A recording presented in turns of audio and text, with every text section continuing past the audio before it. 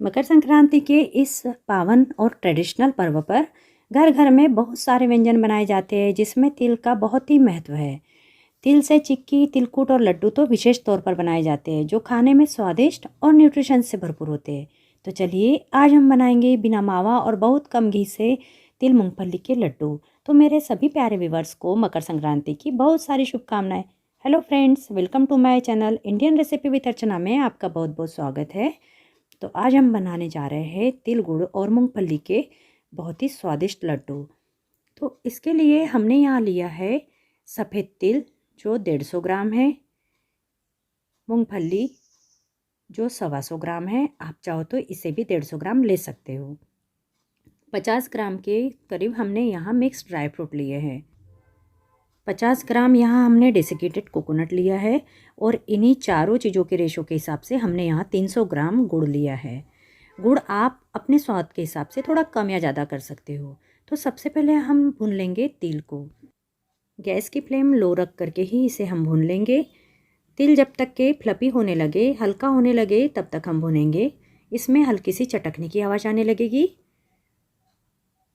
बस इसी तरह से जब आवाज़ आने लगे यहाँ हमें भुनना रोकना है। देखिए तिल भुन चुका है, हल्का इसका कलर ब्राउन हो गया है। बस इतना ही हमें इसे भून लेना है।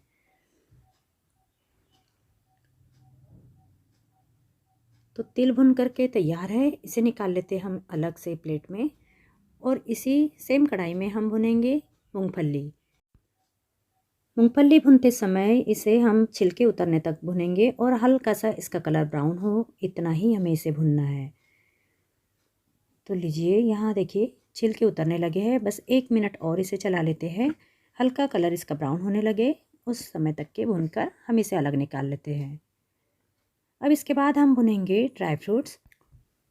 रोस्टेड ड्राई फ्रूट्स का स्वाद और पाउडर बहुत ही अच्छा होता है, तो इसीलिए हम इन्हें थोड़ी देर के लिए भून लेते हैं। तो ड्राई फ्रूट्स भी भुन चुके हैं, इन्हें अलग निकाल लेते हैं हम। अब इसके बाद इसमें भून लेते हैं डेसिकेटेड कोकोनट। इसे हमें लो फ्लेम पर ही भुनना है।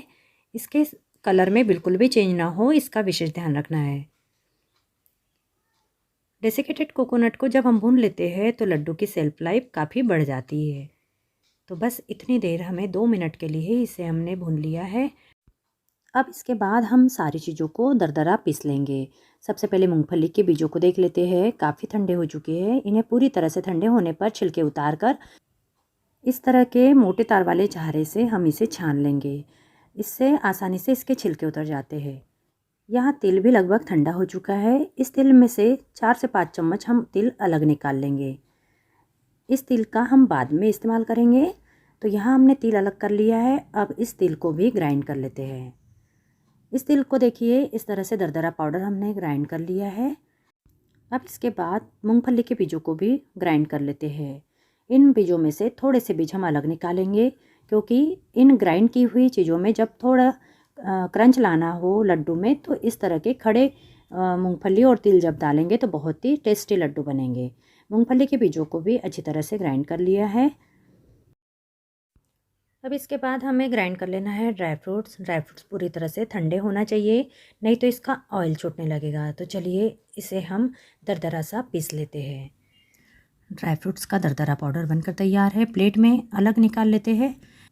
अब बस हमें बनाना है लड्डू। तो लड्डू के लिए हमें सबसे पहले 1.5 टीस्पून घी लेना है और घी मेल्ट होने पर इसमें डालेंगे हम गुड़। गुड़ की चाशनी बना लेंगे, लेकिन गैस की फ्लेम हमें बिल्कुल लो मीडियम रखना है। बिल्कुल भी तेज़ आंच पर हमें गुड़ को नहीं पकाना है। गुड़ बहुत जल्दी तले में लगने लगता है और काला होने लगता है। इसका स्वाद तब बहुत ज़्यादा कड़वा हो जाता है। इसे लगातार पलटते हुए, इसी तरह से चलाते हुए अच्छी तरह से मेल्ट होने तक के पकाएंगे।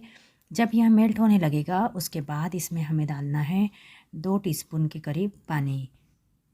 तो इसमें हम ऐड कर लेते हैं थोड़ा सा पानी और इसे लगातार चलाते हुए पका लेते हैं। पकाते पकाते जब इस पे इस तरह से झाग बनने लगता है, बुलबुले से आने लगते हैं, तब ठीक उस समय हमारी चाशनी बनकर तैयार होती है और हमें ग्राइंड किया हुआ पाउडर डालना है।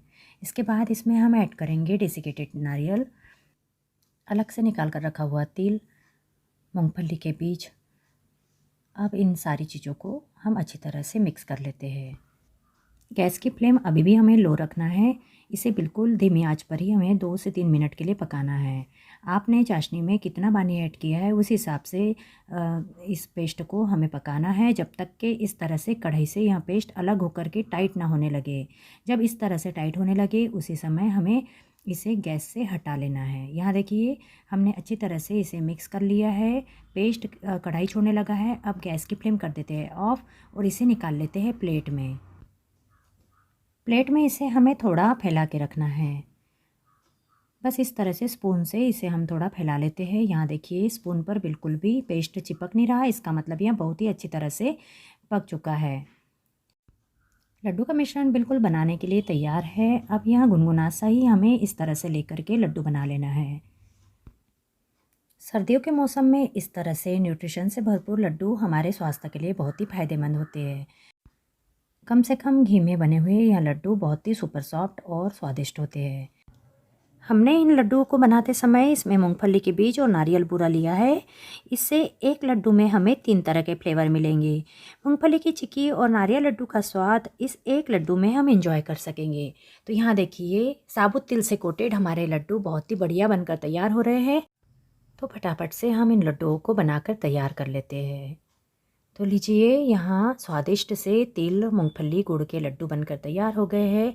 आप भी इस तरह से लड्डू बनाइए और खाइए। बहुत ही स्वादिष्ट और सुपर सॉफ्ट लड्डू होते हैं। तो यहाँ आपको आज की मेरी रेसिपी कैसी लगी? अच्छी लगी हो तो लाइक, कमेंट्स और शेयर ज़रूर कीजिए। तो मिलते हैं हम एक नई रेसिपी के साथ।